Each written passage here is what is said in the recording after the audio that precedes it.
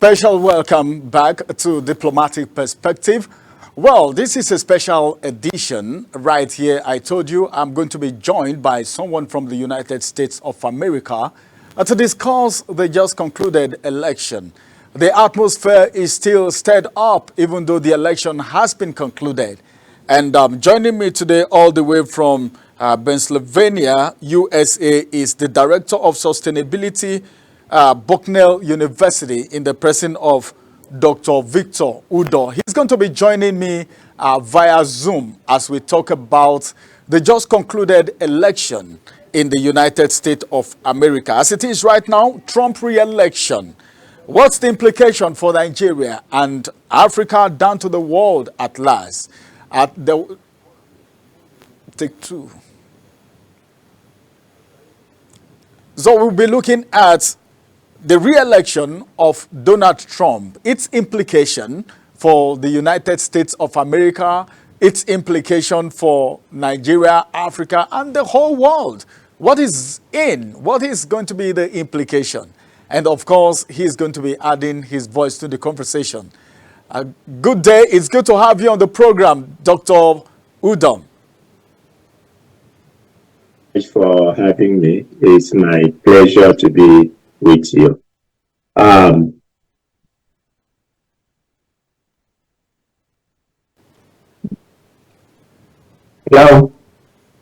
It's good to have you on the program, Dr. Victor. Thank you. Thank you so much. Leadership, whether it is local, national, or global, is a function of structure and strategy and objectives. And so any president in the US comes in with objectives and strategies. And that's why they go around campaigning, talking to individuals, talking to organizations, talking to groups, and making sure they earn their votes. And for Americans, always typically about what is best for the interest of the country. And then also what is in the best interest of their economy, their military, or I should say our military and economic interest. And so whether it is Trump that is elected, or it could have been Pamela, who happened to be my alma mater graduate, Howard University, which we are very proud that one of us get to that point of being a vice president and also being a candidate. So if it was if it was Trump, they would first of all keep America first. And then they will think of what is the policy of their party platform. And so Trump won. And his most critical objective for the country is cultural war. It's culture. Because in their party, the Republican Party, and by the way, I'm an independent, so I vote for whoever my conscience points me to. And so in the Republican Party, the conservative movement, they felt like the country has gone too far from the United States culture. And so they tried to bring it back. Like his campaign said, make America great again. That is a loaded word. So that means America is not great in their perspective. And so they want to make America great again.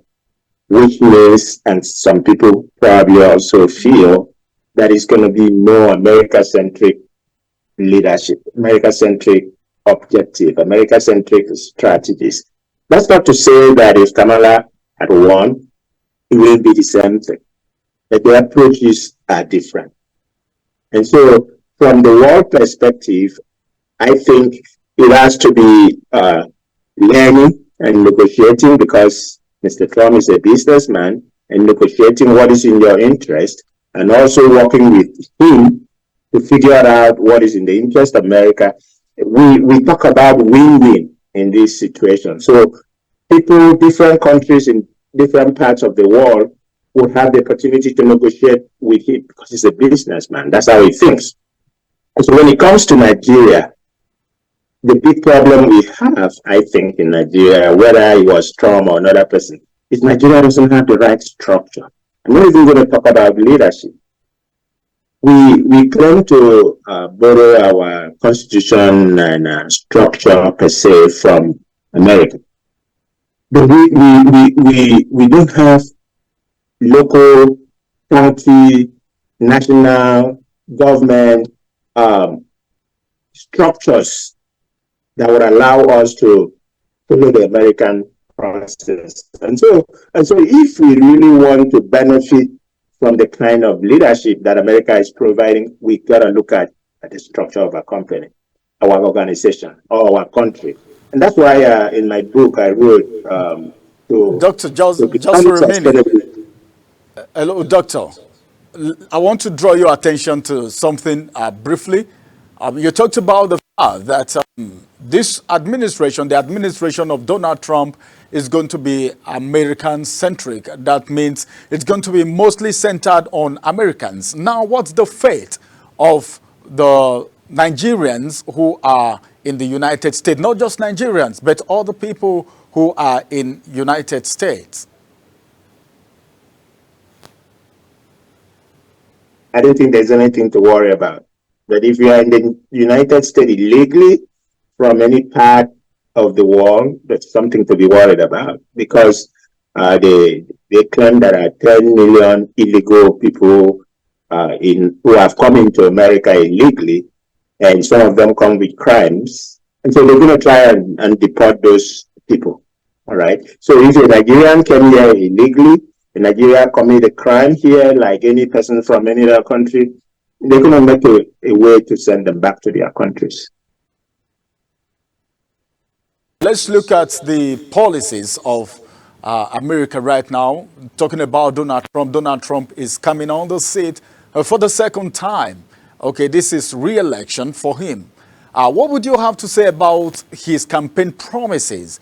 Because a lot of people are looking at the fact that his emergence may be the end to some of the wars that we have in some countries of the world at the moment. Talk about the Ukraine-Russia war, then you talk about the crisis at the Middle East. What would you have to say about that? War right away when it comes in. And whether anybody believes it or not, American leadership in the world is irreversible, irrevocable, at least in the foreseeable future. And so he's going to try and use negotiations. It might not be a very presidential in some areas, but being a businessman, he's going to try to negotiate people out of war. He's probably going to make sure that Israel wins the war. He's probably going to make sure that the war in Ukraine stops. That's the kind of leadership we're probably going to see from Trump. But he's going to do it through negotiation and diplomacy in a way. But he's not going to negotiate from the position of weakness. Businessmen will try to negotiate from the position of strength. If I heard you well, you talked about the fact that he may want to try as much as possible to make sure Israel wins the war. Don't you think, as a world power or economic power, the United States of America is, don't you think that is biased and unfair and against the international law? As in, if you look at it critically, some people will feel he is siding the Israelites, and that may, at the end of the day, resort to what we call a religious war, as the case may be. What do you think about that?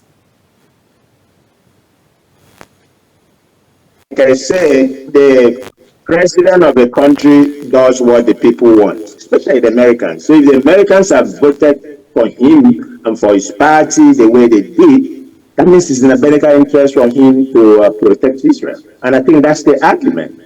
So I don't think it's a religious war. It's alignment war. You know, America and Israel have always been together. So there's no way America is going to go against the interests of Israel. You know, maybe if it was a the Democratic Party, Kamala that won, it probably would have been different. But this is what Trump feels he's got the mandate to do. Oh, okay, let's come back to Nigeria right now. As a matter of fact, you are a Nigerian, even though you are based in the United States of America. Let's look at your thought on the sustainable development goal right now in Nigeria. What do you think about it? What's your thought about the implementation? Well, really encourage your audience and your viewers, though I'm not promoting my book per se. I've written a book on that. Equitable Sustainable Development in Nigeria is through the path of proper structure and proper leadership. Leadership at all levels. Leadership at the national level, leadership at the state level, and leadership at the local government level. So the 17 goals, I don't think he would just emerge from nowhere. It has to emerge from the proper structure, and it has to be guided by the proper leadership. So whether you are talking about hunger, whether you are talking about poverty alleviation, it was about leadership. And in a corrupt system, it's difficult for you to get the right kinds of results. Because in a corrupt system, people are always thinking about their own pockets. And so, yes, there are some goals we might have moved a needle, but if you don't have the right structure, the right leadership at all levels of governance in Nigeria, we're not going to be able to have sustainable development. Then let's talk about this a little bit. It's of a concern to me when you talk about the success of that election, beginning from what happened during the debate when Joe Biden stepped down and brought in Kamala Harris. Let's look at it from this perspective. How would you juxtapose the Nigerian system of election and that of the United States of America? I'm just trying to say, are there lessons to learn? I wouldn't juxtapose because there is no comparison whatsoever.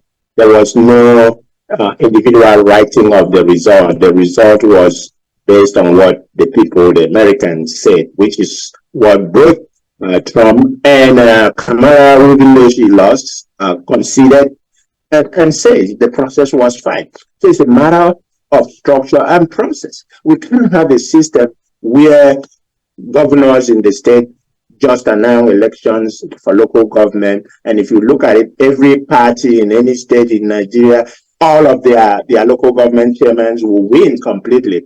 In Rivers State, for instance, the governor actually moves his people into another party, and they win all or most of the seats.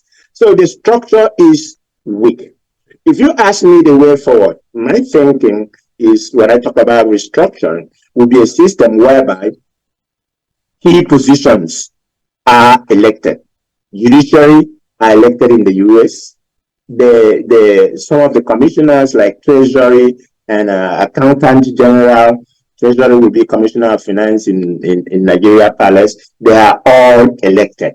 And when you go to the local, we call it county. When you go down to the county level, the election is properly managed by the state and by the counties.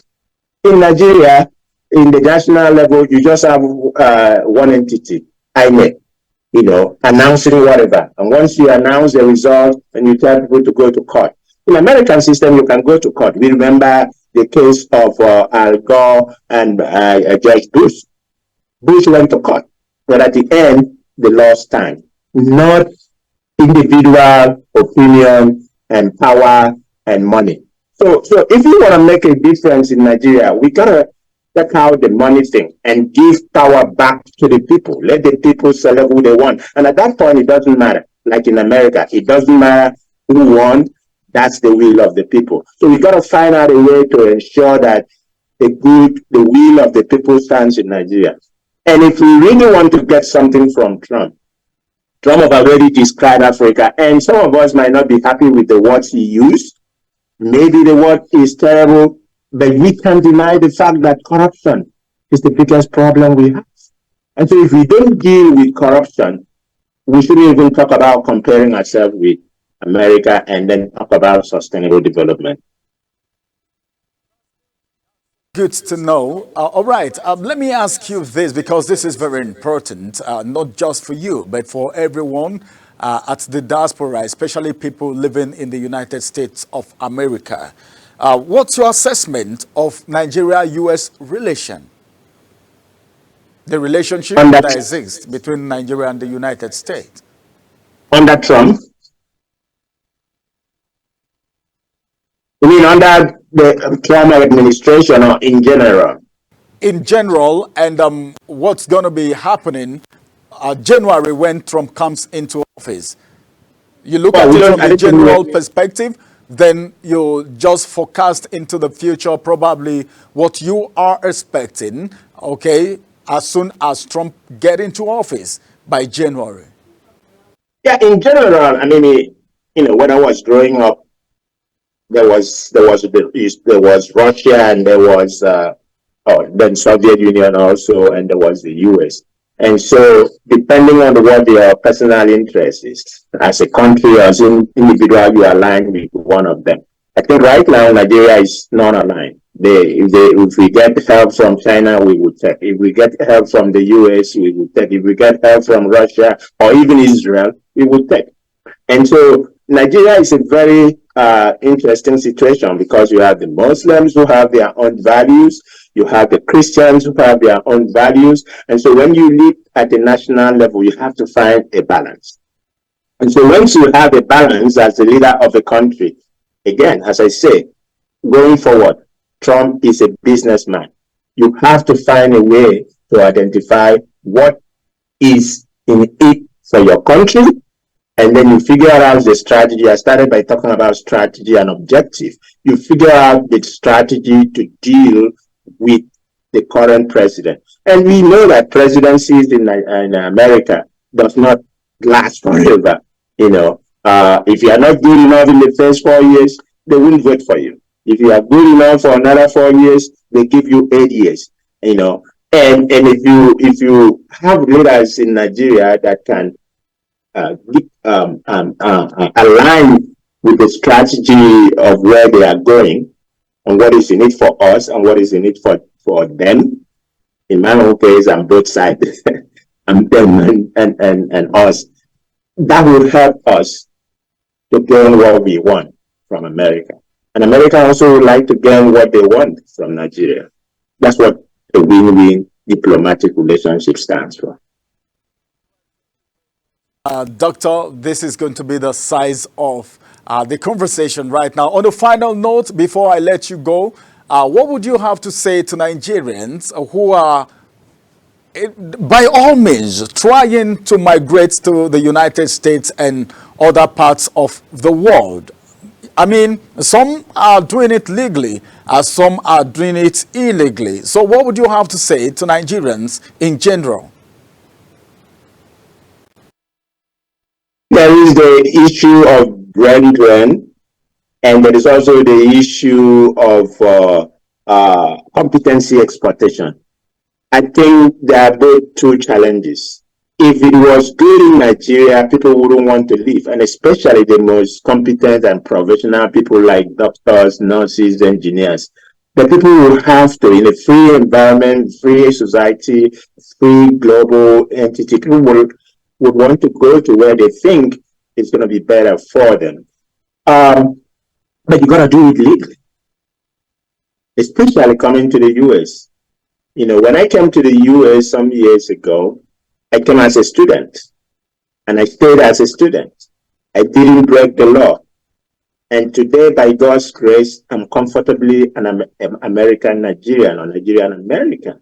And so if you follow the laws of where you are going, wherever you want to use the local parlance, Japato, you have to follow the laws. And when you follow the laws, you'll be okay if you have something to give to another country, and hopefully be able to repatriate some dollars or euros or the Japan money or the Chinese money. All right, thank you very much, Doc. That's emphatic. Thank you for keeping a date with us. Thank you for adding your voice to the conversation on Diplomatic Perspective today. It's been one-on-one with Dr. Victor Udoh, Director of Sustainability at Bucknell University, Pennsylvania, United States of America. And this is going to be the size of the conversation. This is a conversation, and it's tilted towards what people should be expecting around the world when Donald Trump assumes office. This is his re-election as the 47th president of the United States of America. I'll come on your way again for another edition of Diplomatic Perspective. Thanks for keeping a date with us. Bye-bye for now.